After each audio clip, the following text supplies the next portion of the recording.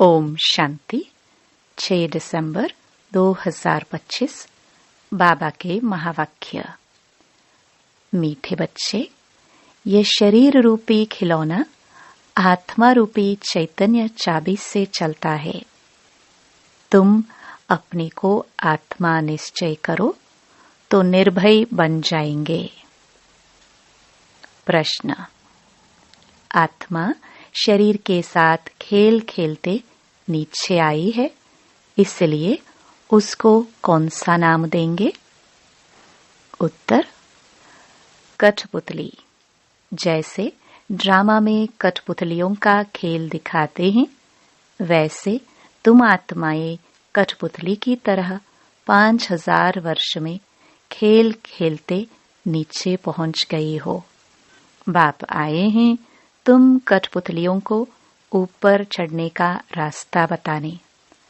अब तुम श्रीमत की चाबी लगाओ तो ऊपर चले जाएंगे। गीत। महफिल में जल उठी शमा।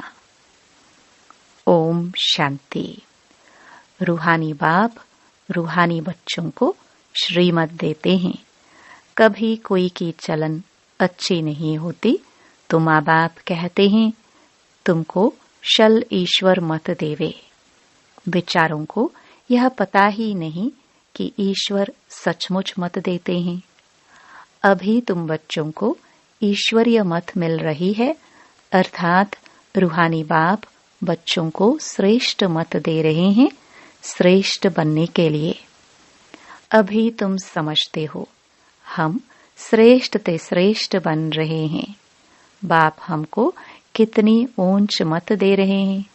हम उनकी मत पर चलकर मनुष्य से देवता बन रहे हैं, तो सिद्ध होता है मनुष्य को देवता बनाने वाला वही बाप है।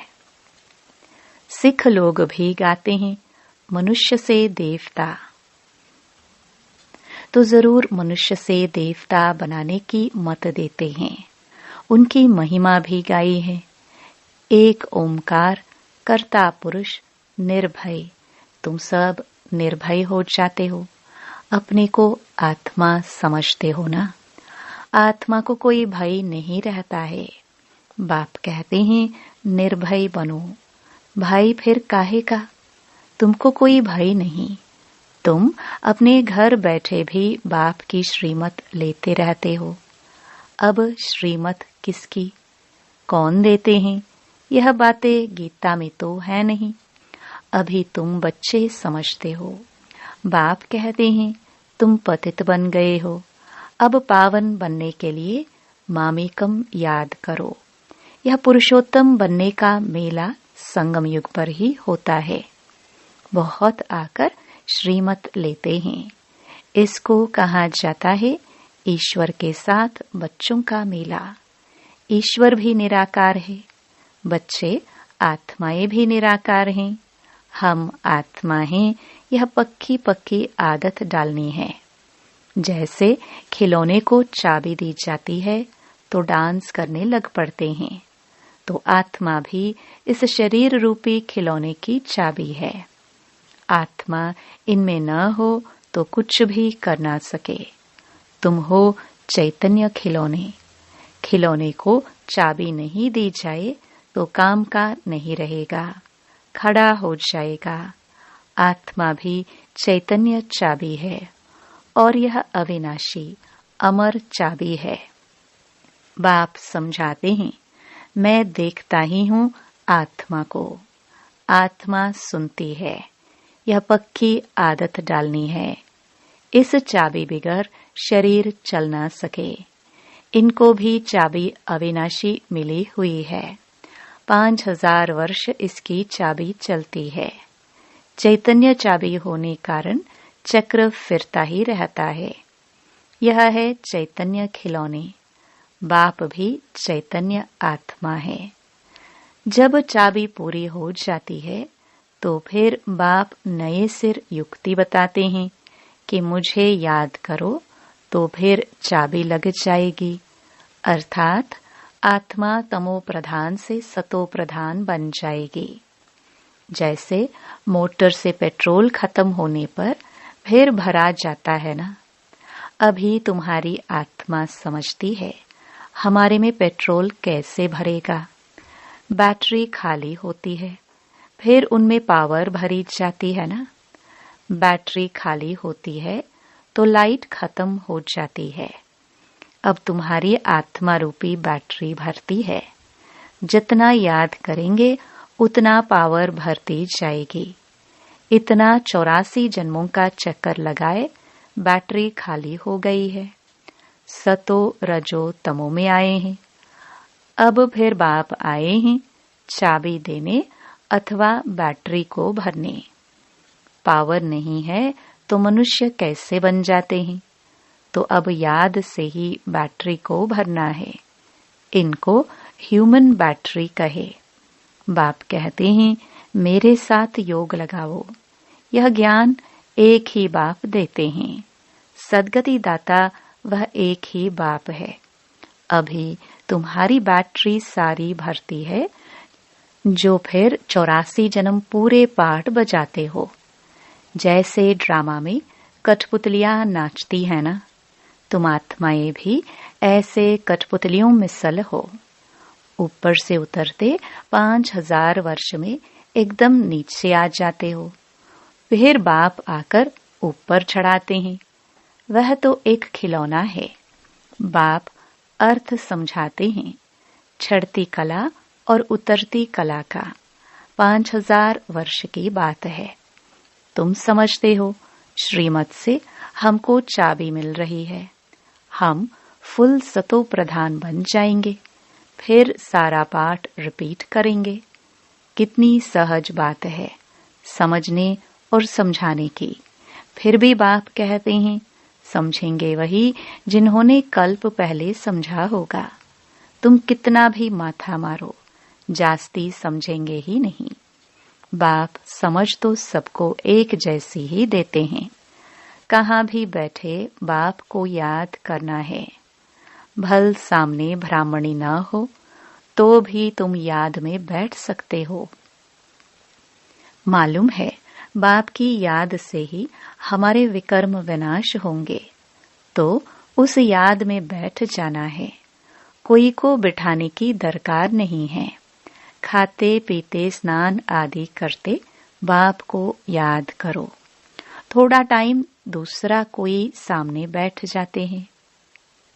ऐसे नहीं कि वह मदद करते हैं तुमको, नहीं, हर एक को अपने को ही मदद करनी है। ईश्वर ने तो मत दी है कि ऐसे ऐसे करो तो तुम्हारी दैवी बुद्धि बन जाएगी। यह टेम्पटेशन दी जाती है। श्रीमत तो सबको देते रहते हैं। इतना जरूर है किसकी बुद्धि ठंडी है, किसकी तेज है। पावन के साथ योग नहीं लगता तो बैटरी चार्ज नहीं होती। बाप की श्रीमत नहीं मानते हैं, योग लगता ही नहीं। तुम अभी फील करते हो हमारी बैटरी भरती जाती है। तमो प्रधान से सतो प्रधान तो जरूर बनना है।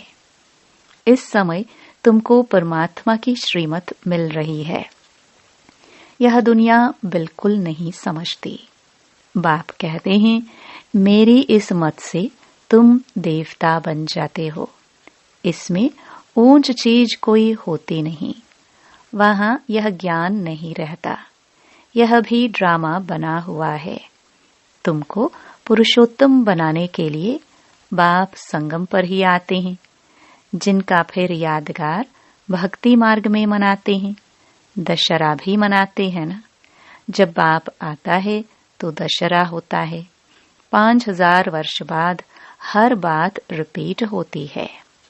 तुम बच्चों को ही यह ईश्वरीय मत अर्थात श्रीमत मिलती है, जिससे तुम श्रेष्ठ बनते हो।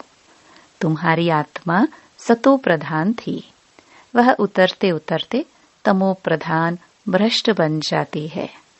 फिर बाप बैठ ज्ञान और योग सिखलाकर सतो प्रधान श्रेष्ठ बनाते हैं। बतलाते हैं तुम सीढ़ी नीचे कैसे उतरते हो। ड्रामा चलता रहता है। इस ड्रामा के आदि मध्य अंत को कोई भी जानते नहीं है। बाप ने समझाया है, अब तुमको स्मृति आई है ना। हर एक के जन्म की कहानी तो सुना नहीं सकेंगे, लिखी नहीं जाती जो पढ़कर सुनाए जाए। यह बाप बैठ समझाते हैं, अभी तुम सो ब्राह्मण बने हो, फिर सो देवता बनना है। बाप ने समझाया है, ब्राह्मण, देवता, क्षत्रिय तीनों धर्म मैं स्थापन करता हूँ। अभी तुम्हारी बुद्धि में है। हम बाप द्वारा ब्राह्मण वंशी बनते हैं, फिर सूर्यवंशी, चंद्रवंशी बनेंगे। जो नापास होते हैं वह चंद्रवंशी बन जाते हैं। किस में नापास? योग में। ज्ञान तो बहुत सहज समझाया है। कैसे तुम 84 का चक्कर लगाते हो। मनुष्य तो 84 लाख कह देते तो कितना दूर चले गए हैं। अभी तुमको मिलती है ईश्वरीय मत। ईश्वर तो आते ही हैं एक बार, तो उनकी मत भी एक बार ही मिलेगी। एक देवी देवता धर्म था, जरूर उन्हों को ईश्वरीय मत मिली थी। उसके आगे तो हुआ संगम युग। बाप आकर दुनिया को बदलाते हैं। तुम अब बदल रहे हो। इस समय तुमको बाप बदलाते हैं। तुम कहेंगे कल्प कल्प हम बदलते आए हैं, बदलते ही रहेंगे। यह चैतन्य बैटरी है ना, वह है जड़। बच्चों को मालूम हुआ है 5000 वर्ष बाद बाप आए हैं।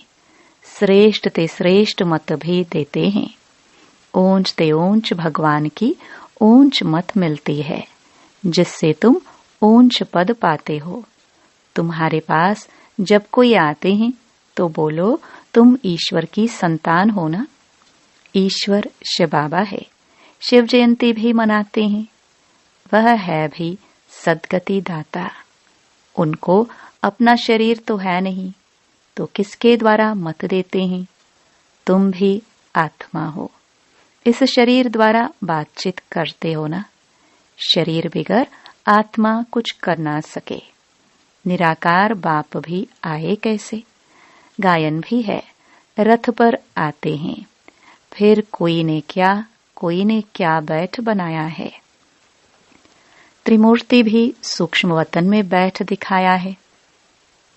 बाप समझाते हैं, यह सब है साक्षात्कार की बातें। बाकी रचना तो सारी यहाँ है ना, तो रचता बाप को भी यहाँ आना पड़े। वह दुनिया में ही आकर पावन बनाना है। यहाँ बच्चों को डायरेक्ट पावन बना रहे हैं। समझते भी हैं, फिर भी ज्ञान बुद्धि में बैठता नहीं। कोई को समझा नहीं सकते। श्रीमत को उठाते नहीं तो श्रेष्ठ ते श्रेष्ठ बन नहीं सकते। जो समझते ही नहीं वह क्या पद पाएंगे। जितना सर्विस करेंगे उतना ऊंच पद पाएंगे। बाप ने कहा है हड्डी हड्डी सर्विस में देनी है, ऑलराउंड सर्विस करनी है। बाप की सर्विस में हम हड्डी देने भी तैयार हैं। बहुत बच्चियां तड़पती रहती हैं सर्विस के लिए। बाबा हमको छुड़ाओ तो हम सर्विस में लग जाए, जिससे बहुतों का कल्याण हो। सारी दुनिया तो जिस्मानी सेवा करती है, उससे तो सीढ़ी नीचे ही उतरते आते हो। अभी इस रूहानी सेवा से चढ़ती कला होती है। हर एक समझ सकते हैं, यह फलाने हमसे जास्ती सर्विस करते हैं। सर्विसेबल अच्छी बच्चियां हैं तो सेंटर भी संभाल सकते हैं। क्लास में नंबरवार बैठते हैं, यहाँ तो नंबरवार नहीं बिठाते हैं, फंक हो जाएंगे। समझ तो सकते हैं ना। सर्विस नहीं करते तो जरूर पद भी कम हो जाएगा। पद नंबरवार बहुत है ना, परंतु वह है सुखधाम, यह है दुखधाम। वहाँ बीमारी आदि कोई होती नहीं। बुद्धि से काम लेना पड़ता है। समझना चाहिए हम तो बहुत कम पद पालेंगे, क्योंकि सर्विस तो करते नहीं है। सर्विस से ही पद मिल सकता है। अपनी जांच करनी चाहिए। हर एक अपनी अवस्था को जानते हैं। मम्मा बाबा भी सर्विस करते आए हैं, अच्छे अच्छे बच्चे भी हैं, भल नौकरी में भी हैं। उनको कहा जाता है हाफ पे पर भी छुट्टी लेकर जाए, सर्विस करो, हर्जा नहीं है।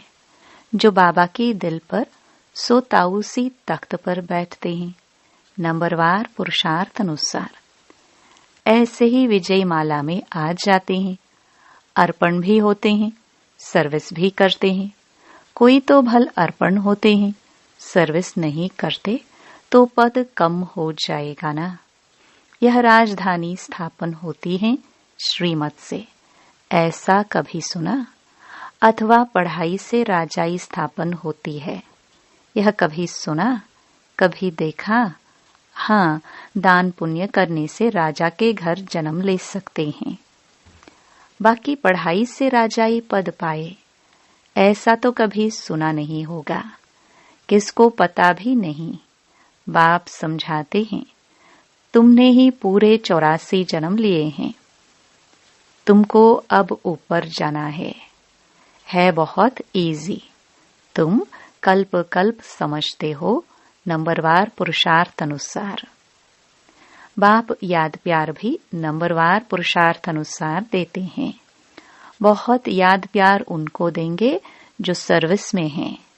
तो अपनी जांच करनी है कि मैं दिल पर चढ़ा हुआ हूँ, माला का दाना बन सकता हूँ। अनपढ़े जरूर पढ़े हुए के आगे भरी ढोएंगे। बाप तो समझाते हैं बच्चे पुरुषार्थ करे, परंतु ड्रामा में पाठ नहीं है तो फिर कितना भी माथा मारो, चढ़ते ही नहीं।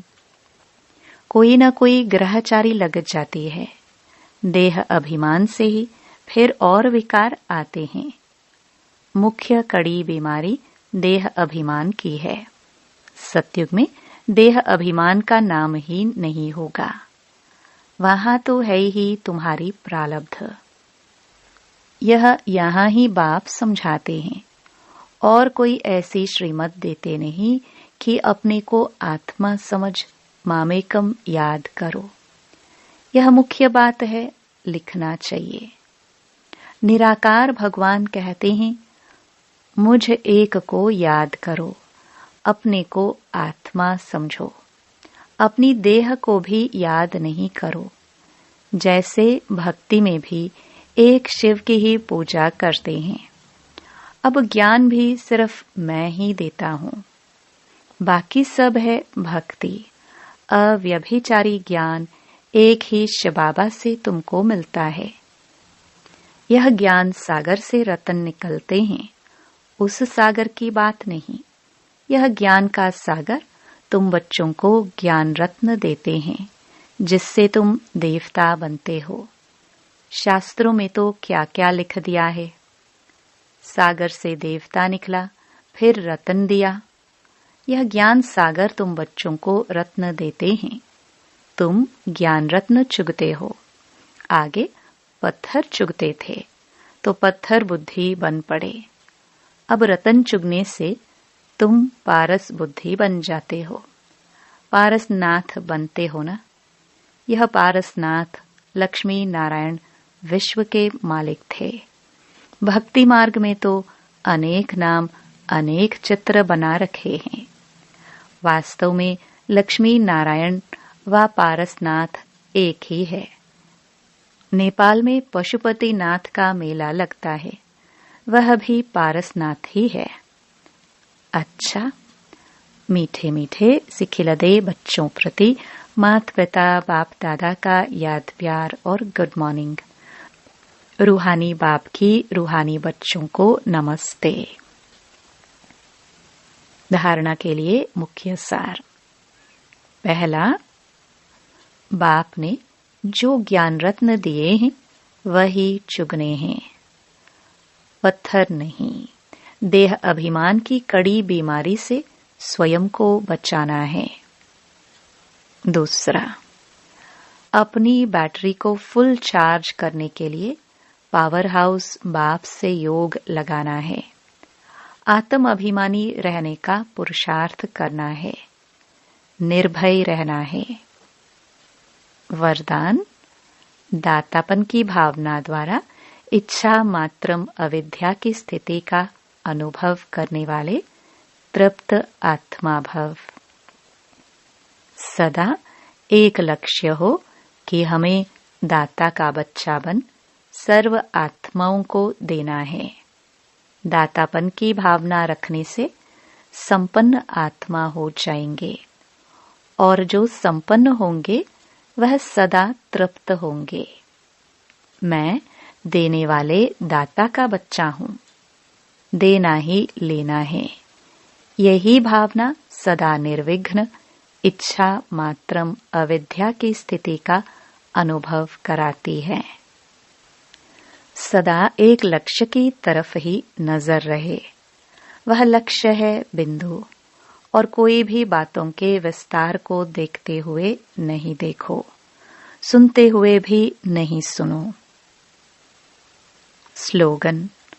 बुद्धि व स्थिति यदि कमजोर है तो उसका कारण है व्यर्थ संकल्प। अव्यक्त इशारे। अब संपन्न व कर्मातीत बनने की धुन लगाओ। कर्मातीत बनने के लिए कर्मों के हिसाब किताब से मुक्त बनो। सेवा में भी सेवा के बंधन में बंधने वाले सेवाधारी नहीं। बंधन मुक्त बन सेवा करो, अर्थात हद की रॉयल इच्छाओं से मुक्त बनो।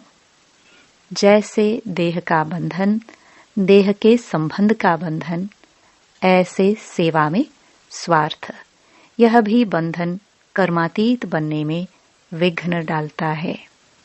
कर्मातीत बनना अर्थात इस रॉयल हिसाब किताब से भी मुक्त।